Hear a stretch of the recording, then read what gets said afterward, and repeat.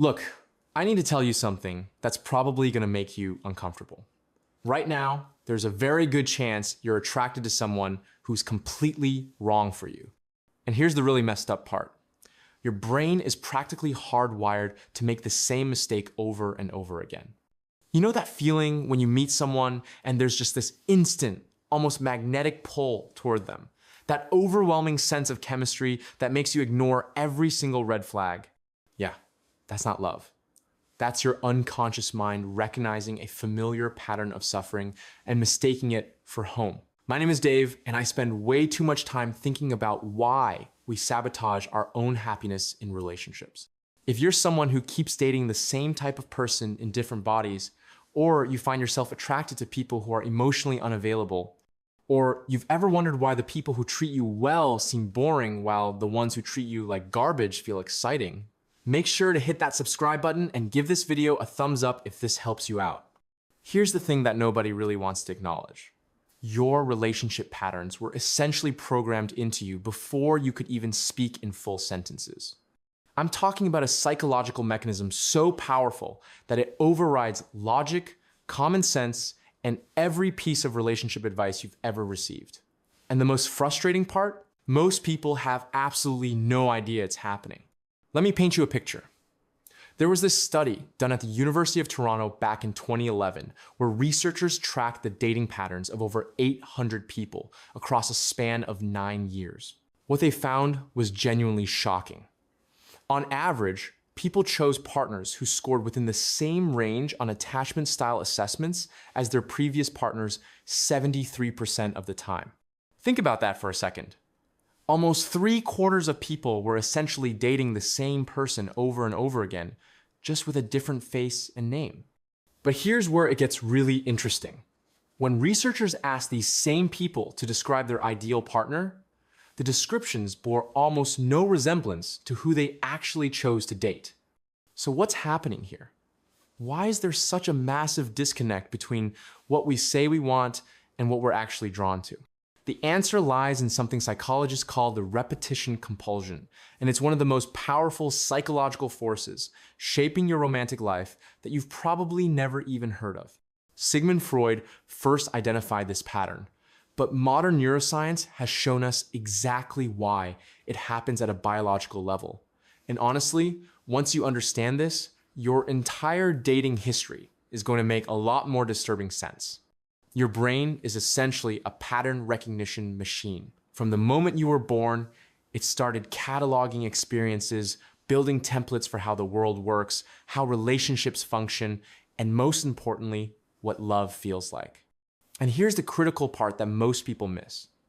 Your brain doesn't distinguish between healthy patterns and unhealthy ones. It just recognizes familiar versus unfamiliar. And when it comes to making quick decisions about potential partners, your unconscious mind always chooses familiar. Now, you might be thinking, but Dave, I had a great childhood. My parents had a solid relationship. This doesn't apply to me. And look, I get it. But here's what most people don't realize. The patterns we're talking about don't require dramatic trauma or obviously dysfunctional families. Sometimes the most insidious relationship patterns come from homes that looked perfectly fine from the outside. Let me give you a concrete example. Say you grew up with a parent who was physically present but emotionally distant. Maybe they were dealing with depression, or they were just absorbed in their career, or they simply weren't the type of person who expressed affection openly. As a child, you learned that love meant working really hard for small moments of attention and approval. You became hypervigilant to their moods. You learned to perform to get validation. And you experienced love as something you had to constantly earn rather than something freely given. Fast forward to your adult dating life. You meet two people. Person A is consistent, openly affectionate, and makes their interest in you very clear. Person B is hot and cold, sometimes incredibly attentive and other times distant and preoccupied. Who do you feel more attracted to? If you're like most people with this background, person B feels electric. There's chemistry, there's excitement, there's that intoxicating challenge of winning them over. Person A, meanwhile, feels kind of boring. Too easy. Where's the spark? And here's the really twisted part. Your brain is interpreting person B's inconsistency as love because it matches your original template. The anxiety you feel waiting for their text, the relief when they finally show you attention, the constant work of trying to secure their affection, it all feels like love because it's familiar. It's what your nervous system learned to associate with attachment. Person A, who's actually emotionally available and consistent, triggers no recognition in your unconscious pattern matching system. Your brain essentially goes, this doesn't match the love template. Something's wrong here. And you interpret that lack of familiarity as a lack of chemistry. A research team at Northwestern University conducted a fascinating study in 2017 where they used functional MRI scans to look at brain activity when people viewed photos of romantic partners who matched their attachment patterns versus partners who didn't. What they found was remarkable. When participants looked at partners who matched their dysfunctional attachment patterns, there was significantly more activity in the ventral tegmental area and the caudate nucleus. These are the exact same brain regions that light up in response to cocaine. We're talking about the reward and motivation centers of your brain. Your unconscious mind is literally giving you a hit of dopamine for recognizing a familiar pattern, even when that pattern is unhealthy. But it gets even more complex than that. There's another psychological mechanism at play here called the Zeigarnik effect, and it explains why unavailable people seem so much more attractive than available ones. The Zeigarnik effect is the psychological principle that people remember uncompleted or interrupted tasks better than completed ones. Your brain is essentially designed to obsess over unfinished business. When someone is inconsistent, when there's ambiguity about their feelings, when you're not quite sure where you stand, your brain treats the relationship like an uncompleted task. And just like an unfinished task, it occupies your mental space constantly. You think about them all the time, you analyze their words and actions, you ruminate on what everything means, and your brain interprets all that mental activity as proof that this person must be really important. You must really care about them because you can't stop thinking about them. Meanwhile, someone who's emotionally available and consistent represents a completed task to your brain. There's no mystery, no ambiguity, nothing to figure out. And because your brain isn't constantly working on the puzzle of them, you mistake that mental quiet for a lack of interest or attraction. I saw this play out in an absolutely textbook way with a friend of mine. Let's call her Sarah. Sarah had dated a string of what she called unavailable men.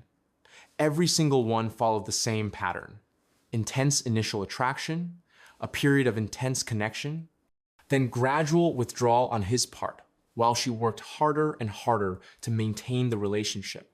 The relationships would typically last anywhere from 6 months to a year before finally ending, usually with the guy telling her he wasn't ready for something serious or needed to work on himself. After her 4th relationship following this exact pattern, Sarah decided she needed to try something different. She started dating a guy named Michael, who was, by all objective measures, great. He was kind, consistent, made time for her, communicated clearly about his feelings, and Sarah was absolutely miserable. She told me she felt anxious all the time, but it was a different kind of anxiety. Instead of anxiously waiting for his attention, she felt anxious because she wasn't feeling anxious. She kept waiting for the other shoe to drop, for him to reveal himself as unavailable like all the others. After about 2 months, Sarah broke up with Michael. Her reason? There just wasn't a spark. But here's what was really happening. Michael's consistency and availability were so unfamiliar to Sarah's nervous system that it registered as threatening. Her unconscious mind was essentially screaming, "This doesn't match the love template. Abort! Abort!" 6 months later, Sarah was in another relationship with an emotionally unavailable man, experiencing all the same patterns she'd sworn she was done with. And when I asked her why she kept choosing these guys, she genuinely didn't think she was choosing them. From her perspective, these were just the men she happened to feel chemistry with. The idea that her attraction itself was being shaped by unconscious patterns was completely invisible to her. This is what I mean when I say these patterns are insidious. they don't feel like patterns from the inside. They feel like authentic attraction, like genuine chemistry, like this is just the type of person you're drawn to. Your conscious mind creates all sorts of rational sounding explanations for your choices, while your unconscious mind is actually running the show based on programming that's decades old. Now, there's another layer to this that makes it even more complicated. It's something psychologists call intermittent reinforcement, and it's the same psychological principle that makes gambling so addictive. When a reward is delivered unpredictably, it creates much stronger behavioral patterns than when a reward is delivered consistently. Think about a slot machine. If a slot machine paid out every single time you pulled the lever, you'd get bored pretty quickly. There's no challenge, no excitement. But when the payout is unpredictable, when you never know which pull is going to hit, your brain becomes obsessed. You'll keep pulling that lever for hours, days, completely absorbed in the pursuit of that next reward. The same principle applies in relationships. When someone is consistently loving and attentive, your brain habituates to it. It becomes the baseline. But when someone is inconsistent, when their affection is unpredictable, when you never quite know if they're going to be warm or cold, your brain treats every moment of positive attention like hitting the jackpot on a slot machine. There's a huge dopamine spike, a sense of relief and euphoria, and your brain starts working overtime to figure out what you did to earn that reward so you can replicate it. This is why people stay in relationships with partners who are sometimes wonderful and sometimes terrible, far longer than they stay with partners who are consistently mediocre. The highs in an inconsistent relationship are much higher than the steady state of a consistent one, and your brain becomes addicted to chasing those highs, even though the lows are devastating. A study published in the Journal of Personality and Social Psychology in 2013 found that participants reported feeling more intense attraction to potential partners whose level of interest was uncertain compared to partners who showed consistent interest, even when the consistently interested partners were objectively better matches. The researchers even measured cortisol levels and found that uncertainty about a partner's interest triggered a stress response that participants interpreted as excitement and attraction. So not only are you drawn to familiar patterns from your childhood, but the very stress and anxiety created by inconsistent treatment gets misinterpreted by your brain as passion and chemistry. It's like a perfect storm of psychological mechanisms all conspiring to keep you attracted to the wrong people. And here's where it gets really interesting. There's also a phenomenon called trauma bonding that can make dysfunctional relationships feel even more intense and meaningful than healthy ones. Trauma bonding occurs when you experience intense, positive moments interspersed with periods of poor treatment, neglect, or abuse. The biochemical cocktail your brain produces during this cycle, alternating between cortisol and stress hormones during the bad times and oxytocin and dopamine during the good times, creates an incredibly powerful attachment. This is actually the same bonding mechanism that happens in hostage situations. It's why Stockholm Syndrome exists. When someone has the power to hurt you, but occasionally chooses to be kind instead, your brain forms an intensely strong attachment to them. And in romantic relationships, this can create bonds that feel deeper and more meaningful than healthier relationships where you're consistently treated well simply because of the neurochemical intensity involved. I want to be really clear about something here. I'm not saying that if you feel intense chemistry with someone, that automatically means they're wrong for you. Chemistry and compatibility aren't mutually exclusive. But what I am saying is that chemistry alone is a terrible barometer for relationship potential, especially if you have a history of choosing partners who aren't good for you. That feeling of intense attraction, that spark, that sense of I've never felt this way before, it's not necessarily pointing you toward your soulmate. It might be pointing you towards someone who activates your deepest wounds. Now, let's talk about another psychological mechanism that keeps this pattern going: confirmation bias. Once you're attracted to someone, your brain becomes incredibly skilled at finding evidence that supports your attraction while ignoring or minimizing evidence that contradicts it. There was a study done at Stanford in 2009 where researchers asked participants to evaluate potential romantic partners based on written profiles. Some profiles described emotionally available, consistent people. Others described emotionally unavailable, inconsistent people. The profiles were carefully constructed to be objectively equal in terms of attractiveness, success, and other desirable qualities.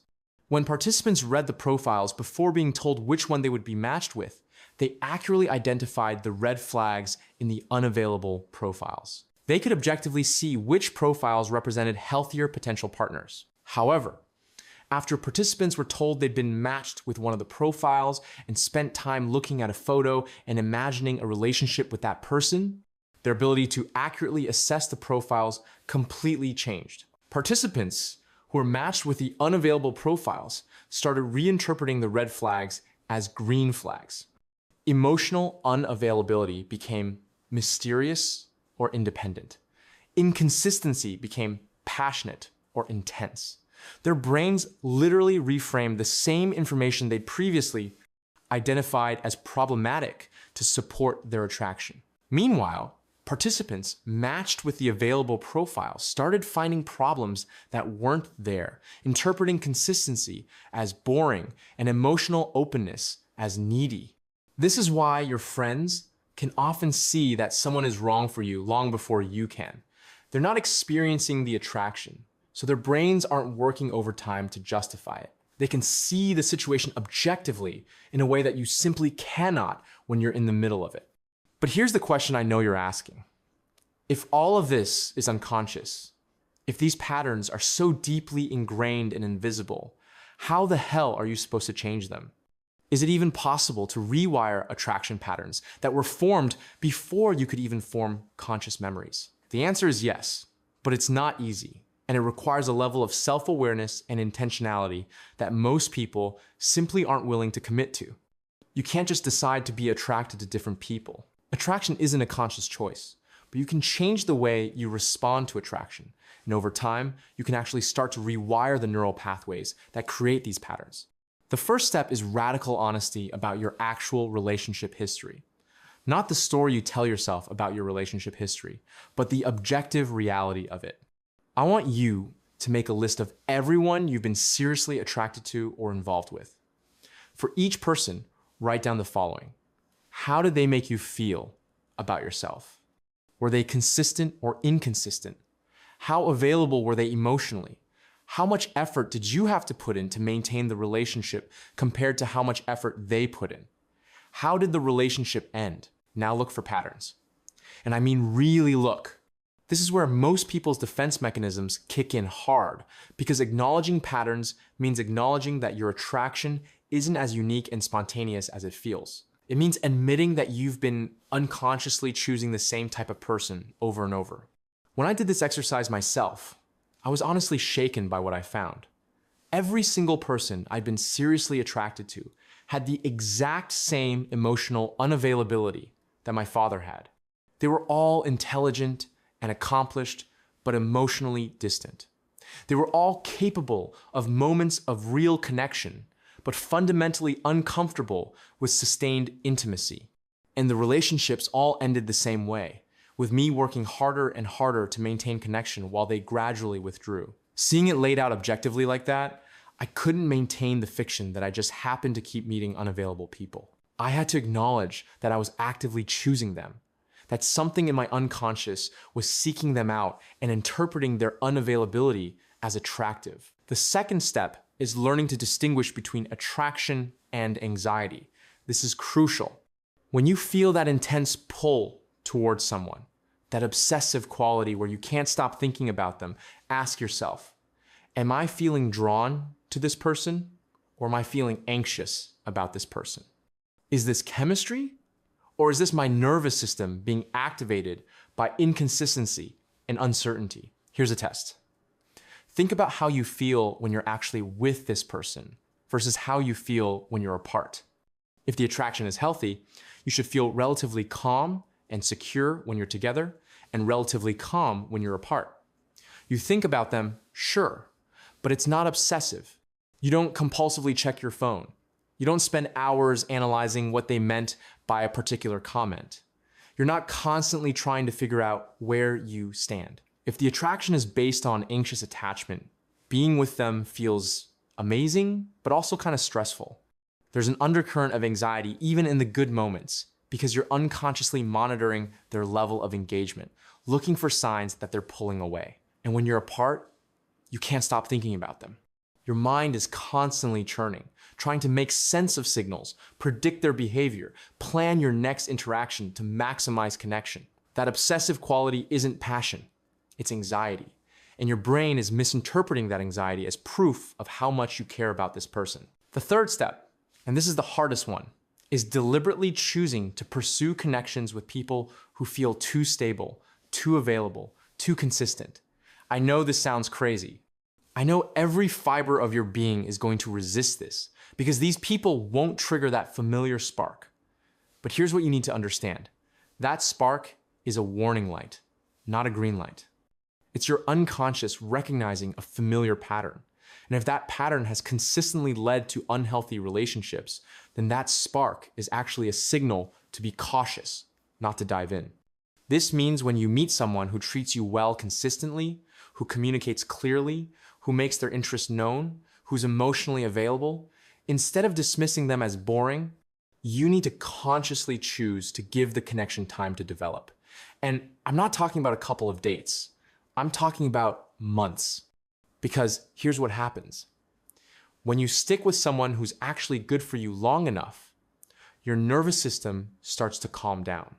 The anxiety you initially felt because they didn't match your familiar pattern starts to dissipate, and a different kind of feeling starts to emerge. It's not the fireworks of anxious attraction. It's quieter, steadier. It's the feeling of safety, of being genuinely seen and valued, of not having to work for every scrap of attention. And gradually, over time, your brain starts to build new neural pathways. It starts to associate this feeling of safety with love. The old patterns don't disappear completely, but they lose some of their power. You start to be able to feel attracted to people who are actually good for you. I'm not gonna lie to you. This process is uncomfortable as hell. There were multiple times during my own journey where I wanted to bail on perfectly good relationships because they felt wrong, simply because they felt unfamiliar. My unconscious mind was screaming that something was missing, that I needed to find someone who made me feel that old, familiar anxiety. And I had to consciously, deliberately choose to stay and see what happened. One of the most important things I learned is that boredom in the early stages of dating someone healthy is actually a good sign. It means you're not caught in that dopamine addiction cycle. It means your stress response isn't being constantly triggered. It means there's space for genuine connection to develop instead of being overshadowed by anxiety and obsession. There's also a concept in psychology called earned secure attachment that's relevant here. Even if you developed an insecure attachment style in childhood, you can actually develop a more secure style through new relationship experiences. But it requires consciously choosing partners who are capable of secure attachment and staying with them long enough for your nervous system to learn a new pattern. Research from the University of Illinois found that approximately 30% of people with insecure attachment styles developed more secure attachment patterns over a 10-year period. And the primary factor that predicted this shift was being in a stable relationship with a securely attached partner. But here's the catch. You have to actually stay in those relationships. You can't keep leaving at the first sign of discomfort or lack of fireworks. Another thing that can help interrupt these patterns is therapy, specifically therapy that focuses on attachment and relationship patterns. A good therapist can help you identify the specific ways your childhood experiences shaped your relationship templates and give you tools to recognize when those old patterns are being activated. There's also a type of therapy called EMDR, eye movement desensitization and reprocessing, that's been shown to be effective at processing childhood trauma and attachment wounds.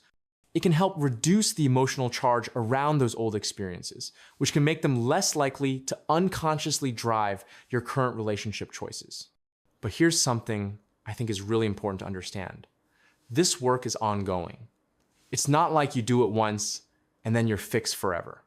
These patterns are deeply ingrained, and they'll keep trying to reassert themselves, especially during times of stress or vulnerability. The goal isn't to completely eliminate your unconscious patterns.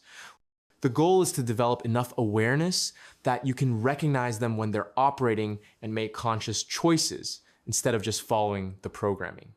I also want to address something that comes up a lot when people start doing this work. The fear that if you choose partners based on compatibility and stability, rather than that intense spark, you're settling. That you're choosing someone you're not really attracted to just because they're good for you. And look, I'm not suggesting you should date people you find repulsive. There needs to be some level of attraction and chemistry. But what I am saying is that you need to separate the feeling of anxious activation from genuine attraction. Here's a way to think about it. Imagine you grew up eating nothing but extremely spicy food. Your palate became accustomed to that level of heat. Then someone serves you a perfectly prepared meal with subtle, complex flavors, but it's not spicy. Your initial reaction would probably be that it's bland. It doesn't activate your taste buds in the familiar way. Does that mean it's actually bland? Or does it mean your palate is calibrated wrong? The same thing happens with attraction. If your attraction template is based on anxiety and unavailability, then stable, available partners are going to seem bland in comparison. But that doesn't mean they actually are bland. It means your attraction template is calibrated to dysfunction. And just like you can retrain your palate to appreciate subtle flavors, you can retrain your attraction template to respond to healthy relationship dynamics. One practical technique that can help with this is something called somatic awareness. This means paying attention to the physical sensations in your body when you're around different people. When you're with someone who activates your anxious attachment, you might notice tension in your chest, a fluttery feeling in your stomach, rapid heartbeat, difficulty taking deep breaths. These are signs of nervous system activation, of your stress response being triggered. When you're with someone who's actually good for you, especially in the early stages before you've gotten used to them, you might notice a sense of calm, ease of breathing, relaxation in your shoulders and jaw. Your nervous system is literally telling you that this person is safe. But because that feeling is unfamiliar, you might interpret it as a lack of attraction. By consciously noting these physical sensations and recognizing them for what they are, stress response versus safety response, you can start to interrupt the automatic interpretation that anxiety equals chemistry and calm equals boring. Here's the bottom line. You fall in love with the wrong people because your unconscious mind is trying to resolve old wounds by recreating familiar relationship dynamics. It's not trying to hurt you. In fact, in a twisted way, it's trying to help. It's trying to give you another chance to get the love you needed as a child by finding someone similar to the people who didn't give you that love and finally winning them over. But here's the problem. It doesn't work. You can't heal a childhood wound by recreating it in your adult relationships. You can't get from an emotionally unavailable partner what you didn't get from an emotionally unavailable parent. All you do is repeat the pattern and re-traumatize yourself. The only way out is to consciously choose differently, to recognize that the spark you feel with unavailable people is actually your trauma recognizing itself in another person. To understand that real, sustainable love isn't built on anxiety and intermittent reinforcement. It's built on safety, consistency, and genuine compatibility. And to give yourself permission to learn what that kind of love feels like, even if it's uncomfortable and unfamiliar at first. This is hard work. It requires going against every instinct, questioning every attraction, sitting with discomfort, and consciously choosing to build new patterns. But it's possible. Your brain is neuroplastic. It can change. You can change. You're not doomed to repeat the same relationship patterns forever. But you have to be willing to do the work, to be honest with yourself, and to choose differently even when everything in you is screaming to follow the familiar path. Because that familiar path, you already know where it leads. It's time to try something different, even if it feels wrong at first. Especially if it feels wrong at first.